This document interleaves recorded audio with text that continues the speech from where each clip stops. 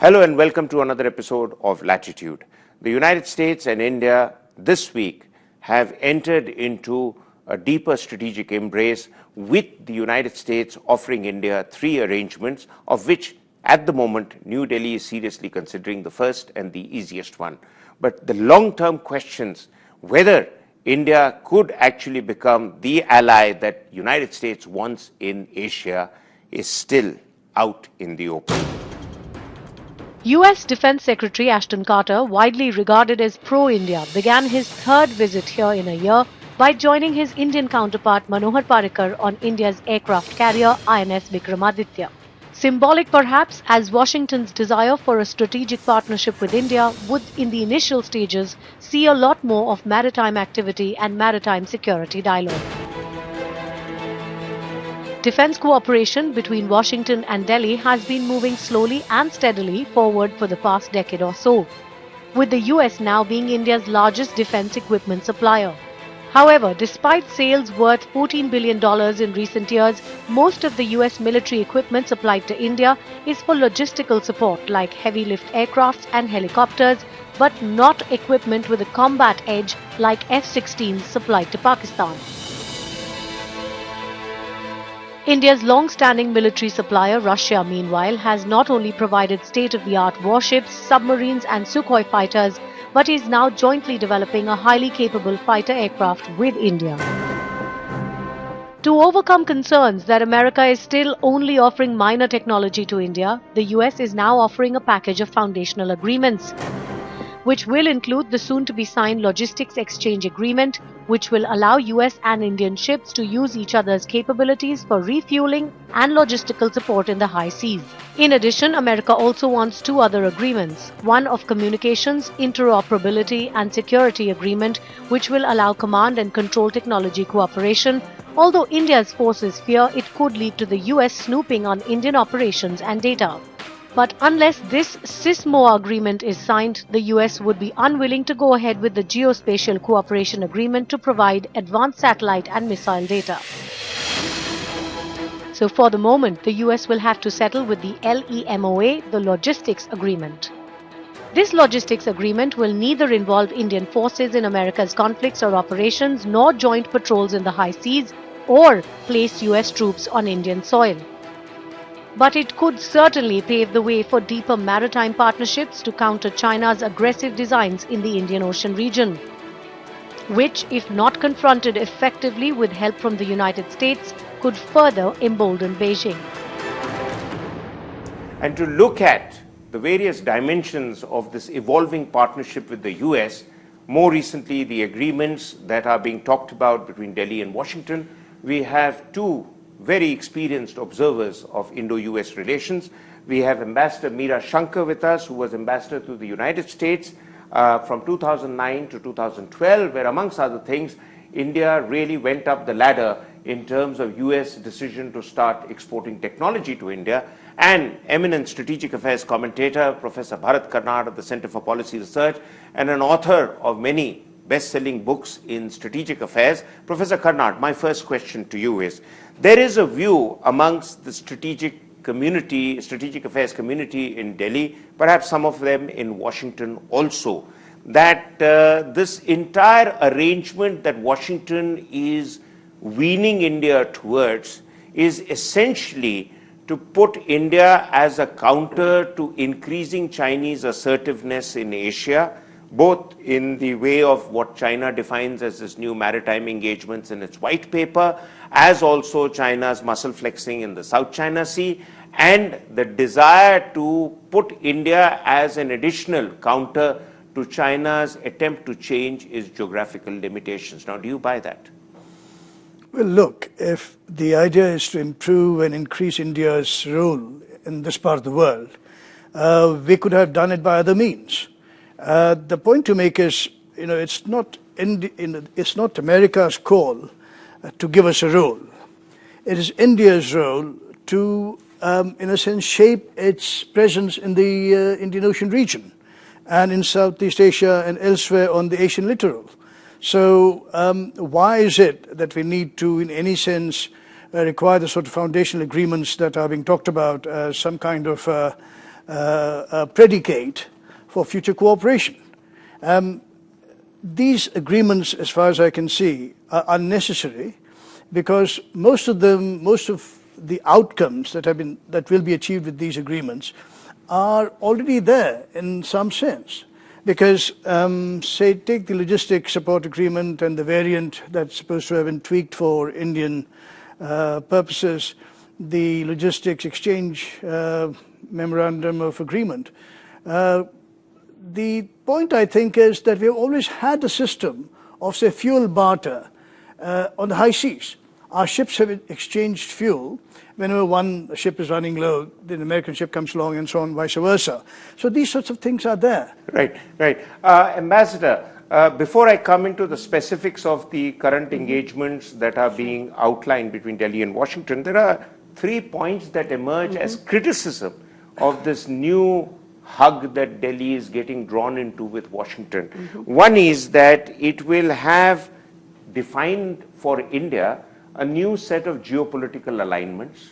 The second criticism of this is that it will have India more deeply engaged with and dependent on the US military-industrial complex.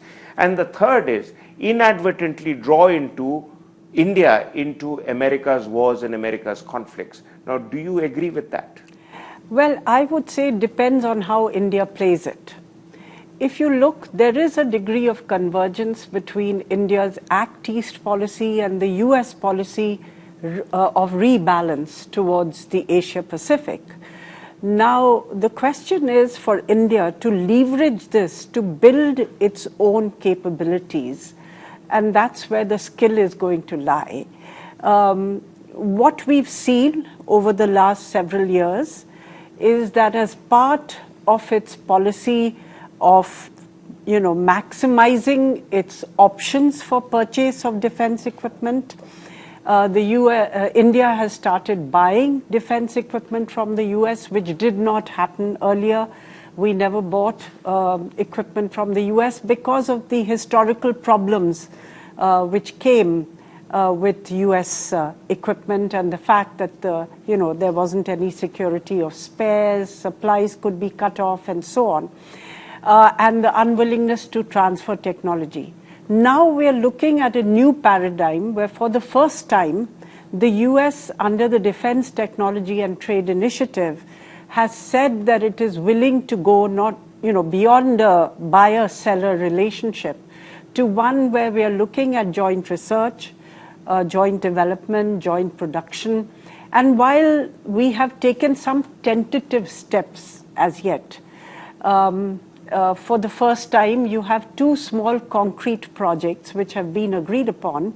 One is joint development of mobile electric hybrid power sources, and the other is new generation protective ensembles. So these are small things, and it's essentially looking at technologies which could be used across a range of platforms. Right.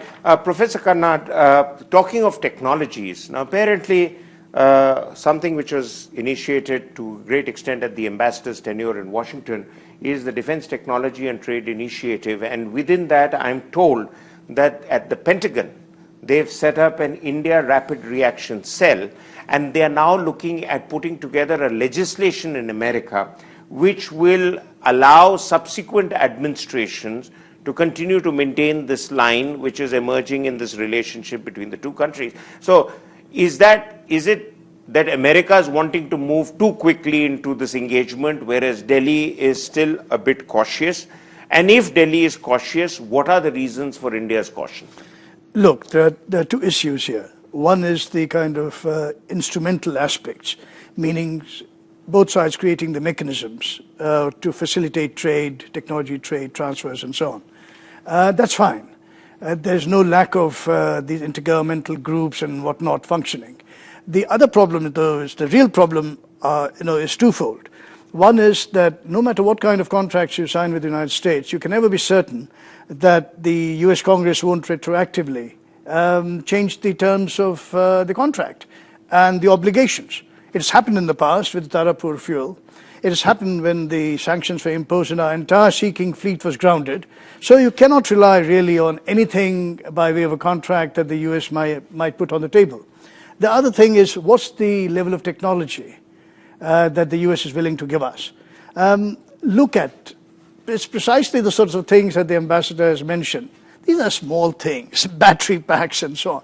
I mean, consider what other sources, principally Russia, whether we like it or not. They have been part and parcel of our main strategic programs. Is it even conceivable that the United States would transfer technology, let's say, when they're talking about the carrier technology as a futuristic thing, that they'll pass on the EMALS technology to India, the electromagnetic aircraft launch system? No. They want to have you buy it from them so that they can amortize their R&D costs. And what are they talking about? F-16, F-18 combat aircraft programs to be produced here, these aircraft. These are 70s aircraft, for God's sake. Let's at least be clear what it is we're dealing with. And I don't understand. There must be something there that everybody doesn't know as to why the Prime Minister thinks that the US is the source for technology that's going to help us in his Make in India program. Yeah, that's a question we'll come back to a little later. But Ambassador, one of the issues you must have had to battle quite a bit in Washington is America's ongoing support for Pakistan. Sure. And this is really a great cause of concern in South Bloc. And quite clearly, even I haven't been able to fathom what F-16s can do against fighting terrorists in the wilderness of Waziristan or wherever else the Pakistan army is fighting Zarb-e-Azab and whatever else. But the fact of the matter is that America is not going to abandon Pakistan in a hurry. But America wants India to take on the strategic responsibility that America perhaps is a bit stretched to take on in Asia. What's your view? Well, I think there is definitely, as I said, some degree of convergence if we look to the east of Asia. And there is equally some degree of divergence if we look to the west of Asia, particularly the Afghanistan-Pakistan region. But I think for India, we are taking a hard-headed look, because if you look at the strategic scenario as it exists today, then you see that Russia and China have become very much closer than they were. So to some extent, while Russia has been a very good and reliable supplier of highly sophisticated and strategic equipment to India, there can be questions about what this new Russia-China entente is going to mean for India in the long run. Right. We'll come back after a break to look at what are India's options, both in terms of the agreements that are being foisted on India by Washington and in terms of the strategic challenges that India and New Delhi in particular faces. But that after a break.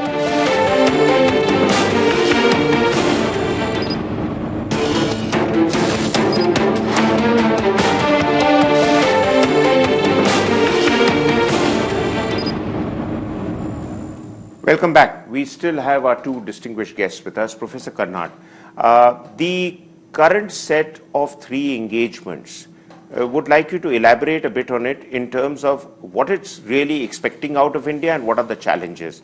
One is the logistic support arrangement, which they have redesignated as the Logistic Exchange Memorandum of Agreement, and the other 2 trickier ones, apparently Limua is the low-hanging fruit. It is the other ones which are the SISMOA and a third arrangement which is even more demanding of India. There is a concern that even the simplistic arrangement, which is the logistic support arrangement, would inadvertently draw India into some of America's wars and conflicts. Is that true? Well, look, the LIMOA, that's the Indian variant of LSA, should any of these US forces be, for whatever reasons and for whatever length of time, be based on Indian ports and Indian air bases, you will have a notion of prepositioning of stores and so on. That the US has always insisted, unless we get a variant of it wherein we become responsible for the prepositioned American assets on Indian soil, wherein the Americans take responsibility and wield authority on parts of the bases and airports where their assets are stationed. Just look across the border in Jacobabad. Part of the Pakistan Air Force base in Jacobabad is virtually sovereign US territory. Pakistanis have no say. Now, if that's the kind of, and that's normal for American presences abroad, wherever there's a military presence. Now, if that happens, we essentially lose sovereignty over our own territory, parts of our own territory. SISMOA, which the Communications Interoperability and Security Memorandum of Agreement, that too has problems. Why? Because say you have your C-17s and the C-130Js, you have the communications facility to communicate, correspond with, from air to submarines. So say we have Arihants and our SSN Akulas going in. You have mechanisms to correspond and communicate with them, except the Russians will be very upset with the possibility and the risk they take that the Americans will be, through these means, able to spoof their hardware. And that's why I'm afraid, and I believe this warning has already been communicated to Delhi, that if the SISMOA comes in, and that's why I think Delhi is backed off, SISMOA comes in, the Russians will pull out their Akulas, by the way, their Akula SSNs. So you are talking about a very high price to pay. Now, either you be very certain the Americans are going to end up replacing these kinds of assets, which they are not, because there's an extraordinarily low ceiling on the technologies they're willing to sell you. So, right. You're not going to get all these kinds of things. I've got your point. In fact, that's a concern amongst many people in Delhi. But ma'am, you may like to give us the alternate view on that concern. And equally, we are not looking at just LIMUA and SISMOA, but we are also looking at the BECA, which is the Basic Exchange and Cooperation Agreement on Geospatial Information and Services, in which really the concern in India has been that they would then be able to get the kind of data about our location of our forces, the way they communicate, the way they operate, some fairly secret operations that our troops may be required to take, which will America's great non-military ally, Pakistan, would certainly be happy to get some inputs on, and there are friends of Pakistan in Washington. So how do we go ahead with this? All these three arrangements the Americans are wanting us to sign. The first one, which they've announced now, which they'll probably put in place in a few weeks, if not months, is the doable one. But the other two are quite complicated in terms of giving away our military operations and details. Yes, or is there a view? Yes, there have been concerns regarding the other two agreements, and which is why the Indian government has not concluded those two agreements. Mr. Karnad mentioned certain risks that we run in the event of concluding those agreements. And those are very valid points which we would need to take into account. The logistics exchange memorandum of agreement, going by news reports, because it's still, the text is still to be concluded, will be on a case-by-case basis, and the government has said that they will not have US forces on Indian soil, based in India. They're looking more at logistic support for refueling, food, repairs, and so on. So we have to see how the text works out. And also, as we move ahead in future, I think there's need to ensure that whatever concerns that we have are adequately addressed or kept in mind when we decide to what degree we want to proceed. Right. Professor Karnad, we have in the last several years quite clearly become quite extensively dependent on American arms sales in India. As you would have certainly noticed that America has become now the largest provider of weapon systems in India, part of the FMS route the last government chose to take. How does that work against our deeper strategic military industrial partnership with, say, something like Russia, where they are giving state-of-the-art access to us in fighter aircrafts, in nuclear submarines, aircraft carriers. Ashton Carter visited our aircraft carrier, and obviously you must have seen that we've got pretty good stuff out there in the high seas. How do you think we can, in the long run, balance out this whole obsession of America making us do things to make in India? Well, as I think, just to repeat myself, the Americans are not going to give you the cutting-edge hardware that we want. You're not going to get it for love or money. Let's be very clear about it. Now they're talking about making an F-16 or F-18 here for some God knows what market. But certainly even the Indian Air Force doesn't want F-18s and F-16s. Again, that's been put forward by the Indian Air Force to the Indian government. So I'm not sure what this hoo-ha and the ballyhooing is about F-16 and F-18 aircraft being produced here. For whom? If the Indian Air Force doesn't want it, then who exactly is the customer? Then again, you see, the fact is that right now we're in a situation where we cannot do without the Russian inputs into our strategic programs. We cannot. That's a hard fact. If that is the case, and if the Russians tell you that, look, we are going to pull out if you do this, that, or the other, because we feel our technology is going to be compromised, then, we have to be certain that we're willing to pay the price and what the price will be. Right. Again, paucity of time, so I'll have to request you that we need to wind up, but quite clearly, the current set of agreements being suggested by Washington really raise more questions than they answer, more specifically in terms of India's near-term military goals and long-term strategic agenda. And at the end of the day, the bottom line is India has to take care of its own strategic interests, Washington or no Washington. Thank you very much, ma'am, and thank you very much, sir, for being with us on this show. We'll be back next week with another episode. Until then, goodbye.